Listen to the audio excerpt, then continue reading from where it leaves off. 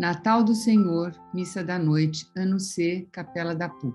Hoje nasceu para vós um Salvador. Evangelho segundo Lucas. Os profetas, sobretudo Isaías, Jeremias, Zacarias, anunciam a vinda do Messias e nos mostram duas correntes de pensamento em relação à espera do Senhor. Uma de cunho político, construída em torno da expectativa do trono de Davi, do reino que vai voltar e não vai acabar. A outra corrente de fundo absolutamente religioso.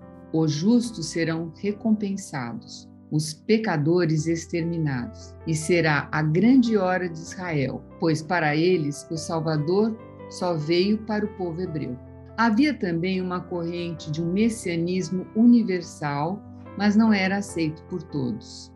Agora chegou a hora do nascimento do Messias, que acontece em Belém, mas nenhuma dessas duas correntes participaram do nascimento de Jesus, que aconteceu fora de qualquer coordenada política e fora de qualquer coordenada religiosa. Acontece em Belém, onde nada mais havia restado do reinado de Davi. O Messias nasce em um campo isolado à noite, no lugar onde havia animais e por isso um pouco mais quente para a jovem Maria dar à luz. A Virgem dá à luz em uma pobreza desconcertante, em uma simplicidade até difícil de apresentar, em uma proximidade com o que é verdadeiramente humano, sem nenhum recurso, de um modo tão distante das duas anunciações, a Maria e a José, tão distante que esse parto foi certamente uma dura prova para os dois. Os evangelistas sentiram a necessidade de especificar algo mais. José nada fala nos evangelhos. A Maria, porém, o anjo diz que ela dará à luz a um filho, que será o Filho de Deus, do Altíssimo, salvará o mundo, tirará o pecado.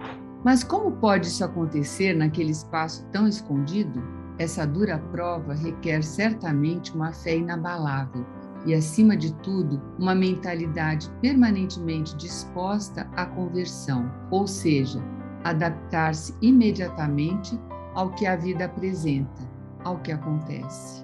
O nascimento do menino Jesus é mais importante do que Maria e José poderiam ter entendido. O que está acontecendo é diferente de tudo o que podem ter imaginado. Tudo parece incompreensível. Os primeiros a serem informados desse acontecimento são os pastores, que naquela época, no Oriente Médio, eram os excluídos, os descartados, considerados ladrões, assassinos e mentirosos. Deus informou aos pastores, mas não informou aos escribas, aos fariseus, aos sumos sacerdotes, aos reis. Os descartados da sociedade e da religião foram informados e envoltos de glória e de luz. Deus manifesta plena unidade com a humanidade em uma criança. Não haverá mais Deus sem a humanidade. Cristo ascendeu aos céus com seu corpo e os estigmas da cruz. Daí em diante, a humanidade precisa simplesmente viver esta unidade com Deus, de acolher, e quem a acolhe se tornará um filho de Deus e viverá assim a divina humanidade. Uma nova humanidade nasceu em Belém. O menino Jesus é verdadeiramente humano. De agora em diante, o que é verdadeiramente humano é verdadeiramente espiritual. Vamos viver nesse Natal a alegria de que não temos nada a fazer. Simplesmente aceitar que em Jesus Cristo a nossa humanidade é definitivamente vivida com Deus, nosso Pai.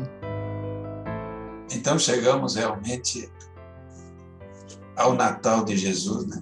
Todo o advento nos preparou para isso, mas é preciso ter muita certeza e convicção de que foi um nascimento que estava fora de todas as previsões de Israel, de todas as correntes, sobretudo aquelas duas correntes, uma muito política, que queria a restauração política do reino de Israel, e outra de uma extrema dimensão religiosa obtusa, porque era incapaz de imaginar um Deus nascendo no meio dos mais pobres, embora que Salvador de todos, mas não daquele jeito como Jesus nasceu.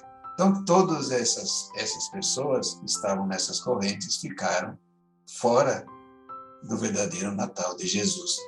O que é importante também frisar é que em Belém não nasceu somente Jesus. Nasceu a humanidade ali. A humanidade que está profundamente envolvida com Deus, por isso é uma divina humanidade, mas que agora tem uma postura totalmente diferente em relação à vida, em relação a Deus e em relação à fraternidade. O respeito para com os que mais sofrem, o cuidado com os mais frágeis, fazem parte desse processo do nascimento da humanidade, feita também em Belém, a partir do nascimento de Jesus. Então, o que nós temos que realmente celebrar é esta alegria imensa de ser novamente filhos de Deus Pai por meio de Jesus, que nos ama com uma intensidade total, como aquele amor que lhe dá ao próprio Filho, e o próprio Filho foi o porta-voz desse amor que nós devemos estar sentindo nesta noite, que finalmente se transforma um dia.